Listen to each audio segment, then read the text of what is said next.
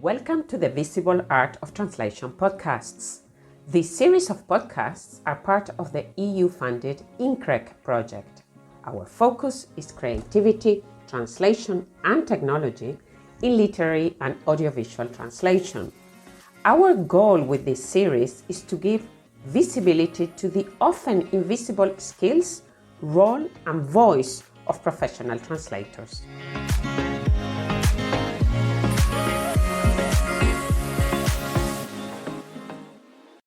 So, hi, Michele. Thank you so much for joining us.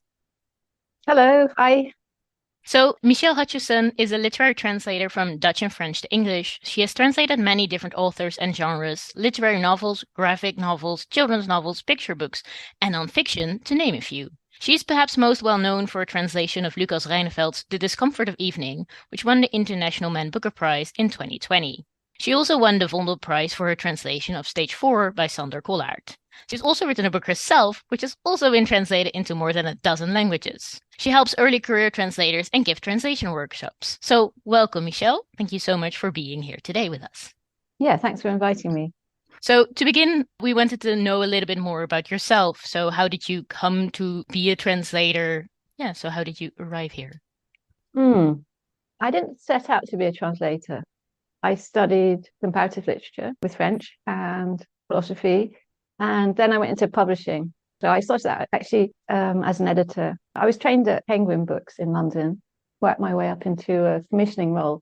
And right from the start, I was involved in translations. Because I could read a few languages, I was the translations reader. So a lot of things would come through me. And then I worked at a couple of other publishing houses in London, each time with a strong interest in books in translation. And I edited translations. And then in 2004, I moved to the Netherlands. Mm-hmm. And that was what started my translation career.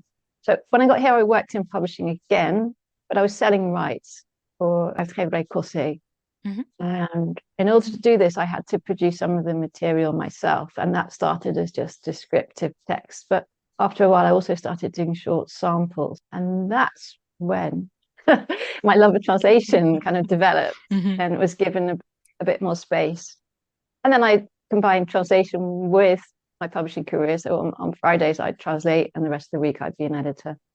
And do you like that combination? Is it nice to kind of see both sides of the industry in that sense? Does that change the way you see translation? It definitely changes the way you see book production, because you see, books as objects, authors, and as something to be marketed and sold. So the commercial side of it is very apparent if you work in publishing, and you don't have that kind of awe, perhaps, that you have of writers and books, which I certainly had as a reader and a student.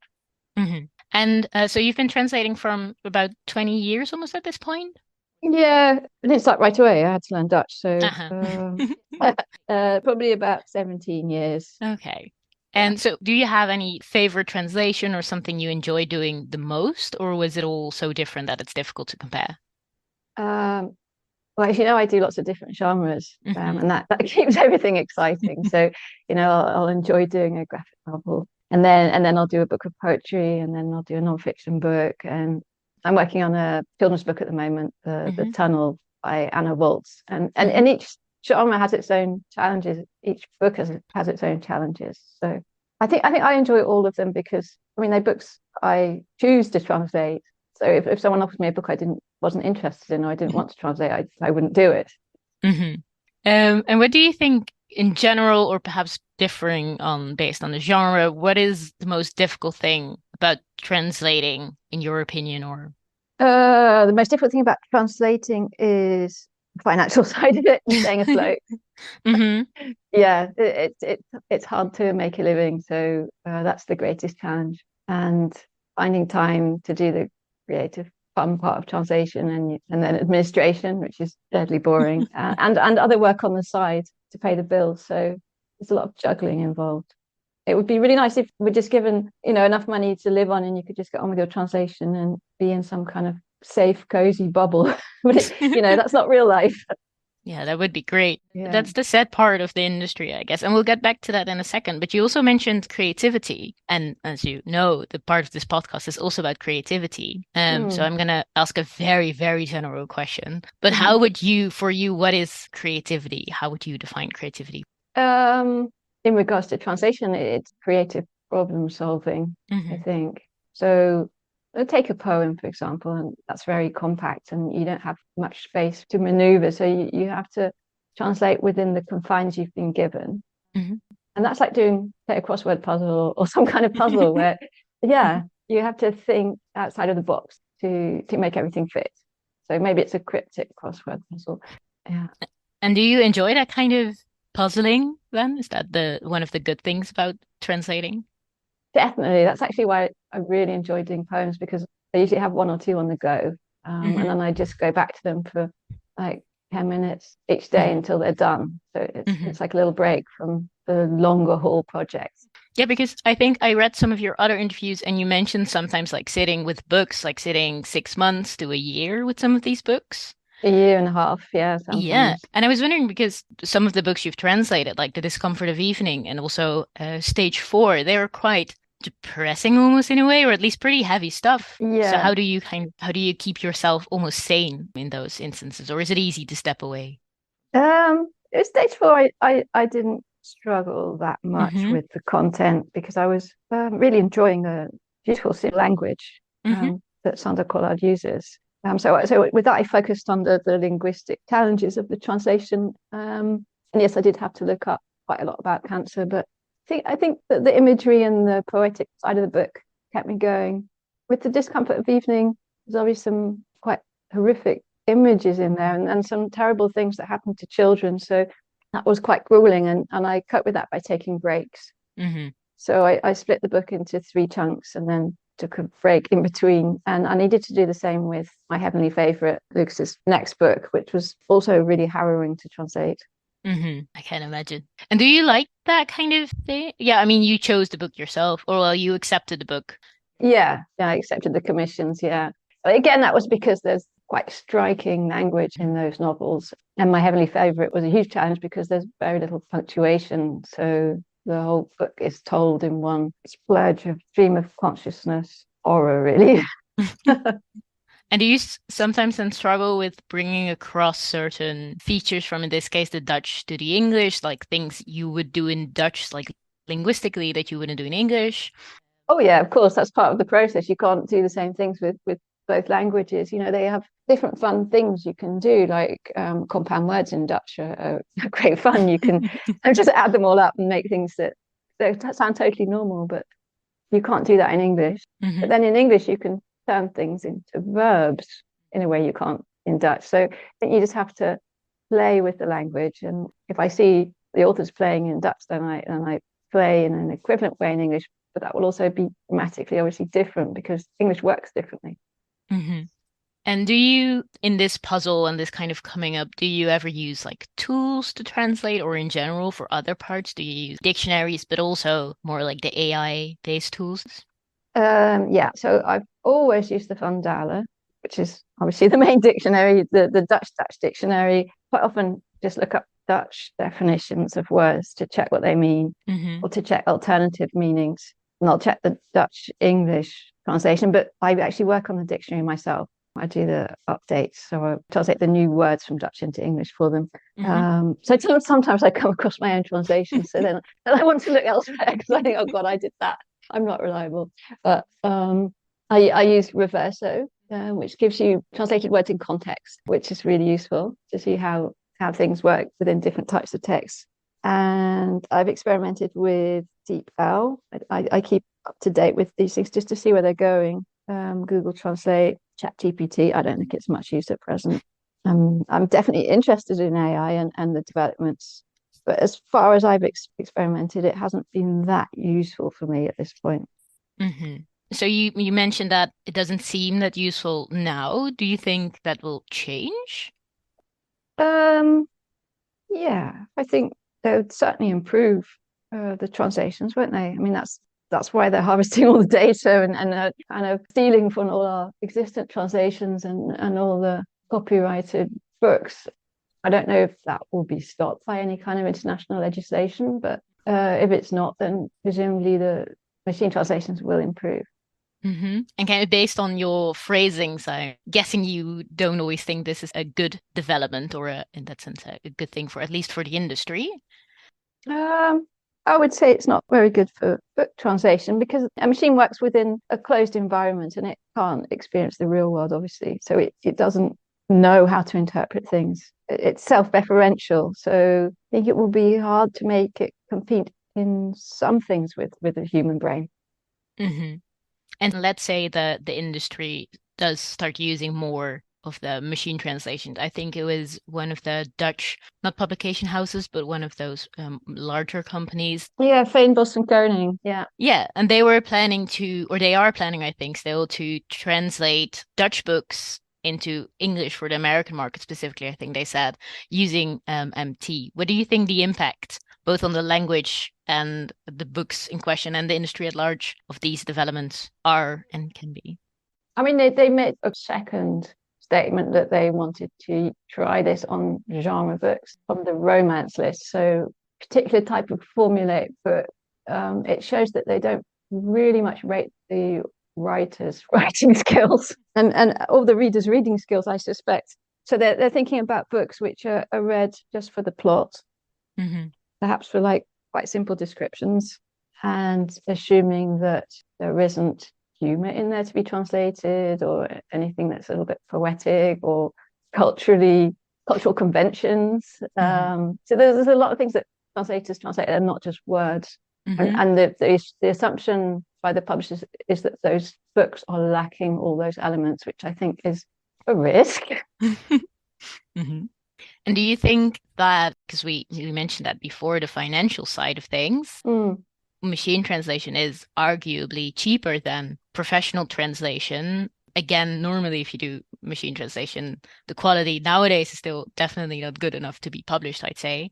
But do you think this kind of the economic/financial argument plays a role for both the industry and also for translators? Because I think rates are going down in part because people expect people to use or translators to use machine translations.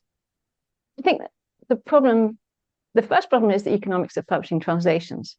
So you pay for both the rights and you pay for the translation. So you're paying double on a translation, what you'd pay on a book written in the language you publish in.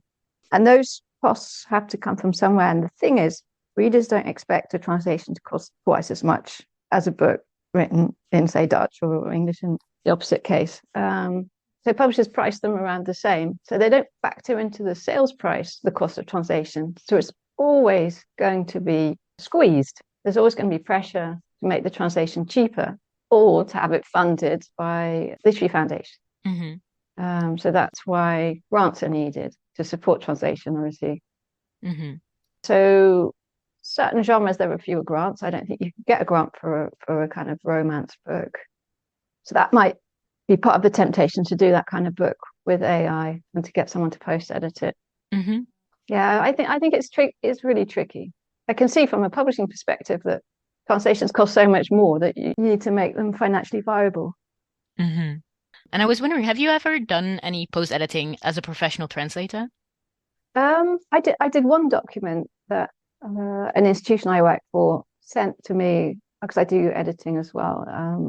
Not as much as translation, but I also do editing, and they asked me to edit this.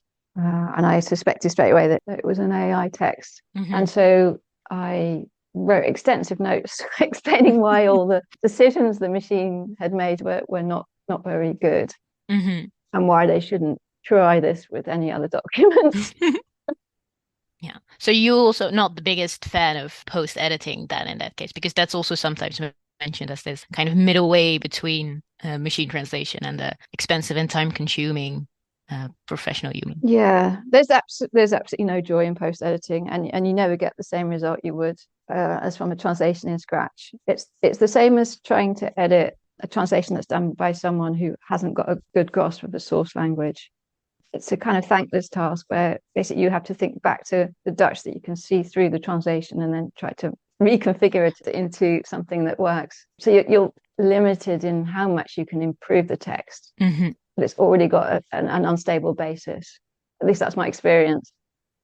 Yeah, I think I haven't done research on post-editing myself, but I know from some of the other research that that is indeed the common complaint of translators, that even if it's quicker, what is by itself already questionable. And because sometimes it just takes so much time to kind of edit to make a text good again, because you, as you said, you have to go back and you have to see what happened there. But even if it's quicker, it's just not that people don't like doing it because it's thankless. You feel like you're just doing like edits, and it's people tend to qualify it as boring. Yeah. Yeah, because the creativity is in writing something, in creating a line, in transforming it through the switch of languages and feeling it, listening to the rhythm, flowing through your fingers, and then rereading the end result. I mean, that's where the pleasure is, not in trying to fix a sentence that's kind of gone wrong somewhere. Yeah, I get it, right? And it also doesn't seem like the most interesting way to use language as well, to have this kind of post-editing. No. If you think about what makes art, I think imperfection is part of it. Because if you think of a very simple painting of, say, a circle done by painter by hand, and you look at that close up and you see really tiny little imperfections, and you see that the line is not quite straight. If this thing was just printed by computer and it was a circle on a piece of paper, would that move you? It wouldn't. And the same can be said of language. I think the way people's personality comes out, the human in language, the way that's something quite, I think everyone has their own kind of print in the way they use language. And do you then, because you've translated a lot of different authors, which I also think a lot of different style. I think Lucas Reinfeldt is probably very different than an Ilja Leonard Pfeiffer, to say, or a Joris Luijendijk. Yeah, they're all different. Yeah. So I'm doing my version of each writer. So I'm doing my version of how I think they would sound if they'd written the book in English. And that's always an interpretation. And although I try to do an appropriate voice in each case, so they're not all going to come out sounding the same in English, otherwise I'm doing something wrong, they will still have my signature somewhere. For example, they'll be in British English, not in American English. There'll be minute little quirks in my English, my background and all the different places I've lived and all the different books I've read. That will be built in there somewhere. And do you yourself enjoy reading translations, specifically because you're a translator, or does that not really factor into it? Oh, sure, I read translations. Yeah, I read books in English to keep up my English. I read books in Dutch, but I'm happy to read books translated into any of the languages I read at the moment. That would be French, Dutch, and English. And do you ever come back to your own books? Like, have you read your own translations or even the originals, like after having finished the translation?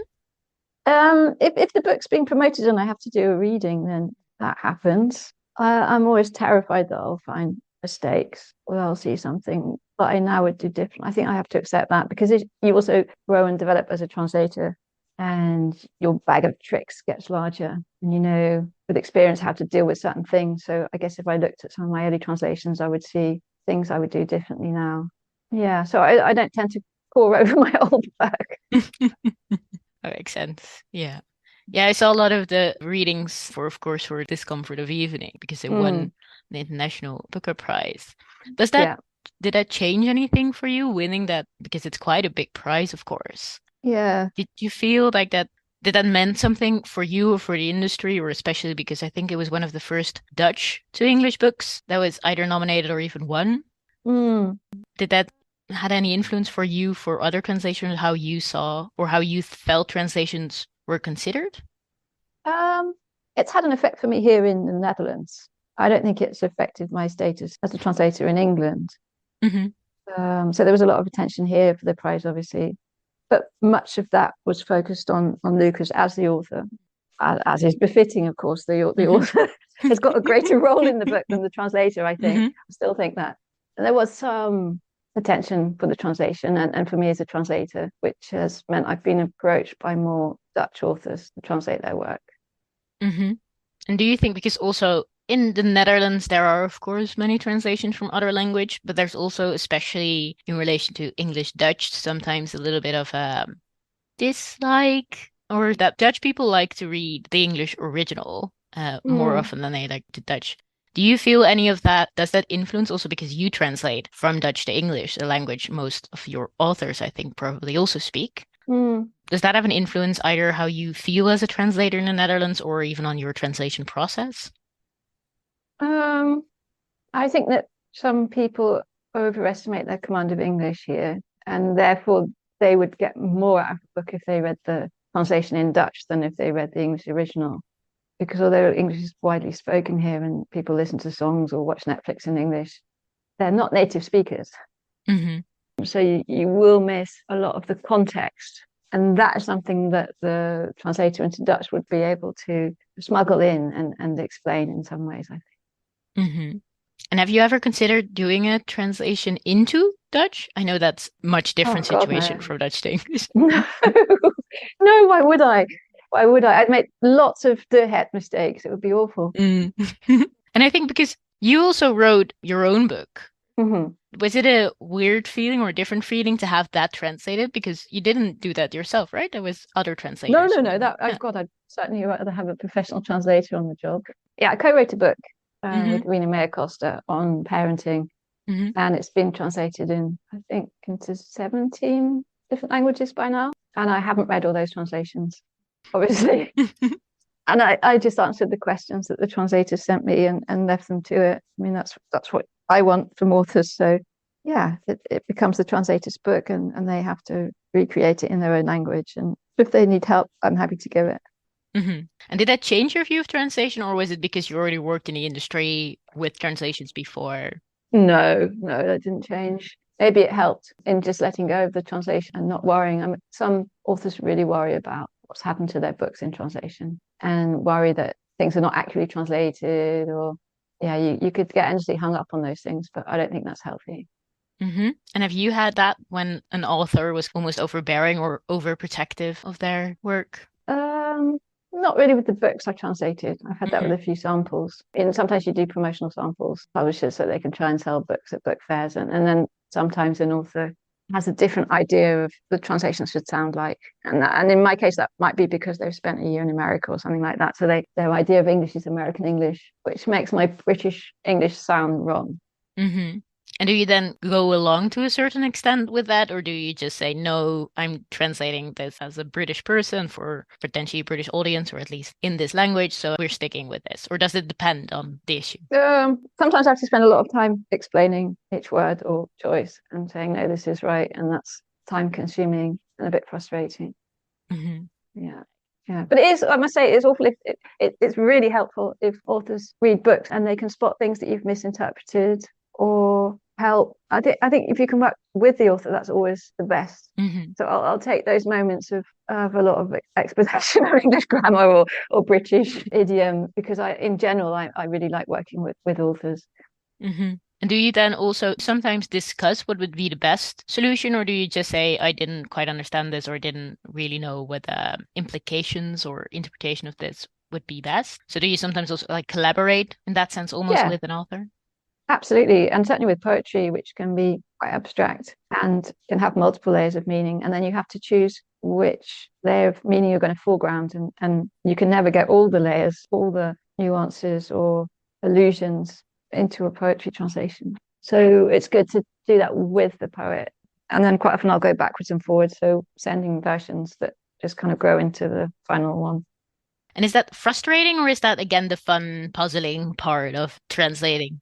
Oh, that's the fun puzzling part. I really like the backwards and forwards with poets because I say, "Oh, what about this then?" And they'll say, "No, no, no, I don't like that because of this." And then what I meant was this, and I'll say, "Oh, what about this then?" And so it goes. Yeah, yeah. Now, is there a favorite poem or poetry collection you did?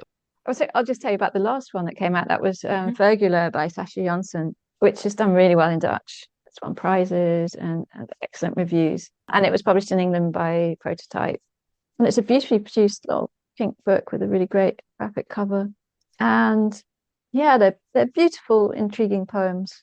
And it's a book that remains kind of mysterious. I'm looking at it now, I opened it, and I'm just Mhm. thinking about a few lines that I've just seen because it's like a book of poetry that's got hidden depth. I mean, it is. You can just keep reading it and think, oh, perhaps that was this, or and Mhm. you see different things in it every time. And do you read your books you're reading for your own enjoyment? Do you feel like you read them differently because you're also a translator? Or is it already was it different because it's also your work in the industry, so that's already present there? The thing is, when is reading translation or reading books, when is that work and when is that like Mm-hmm. entertainment or free time or leisure or Mm-hmm. whatever? And I think that line is very blurred. Mm-hmm. And is that a good thing or is sometimes also a Um, little tiring?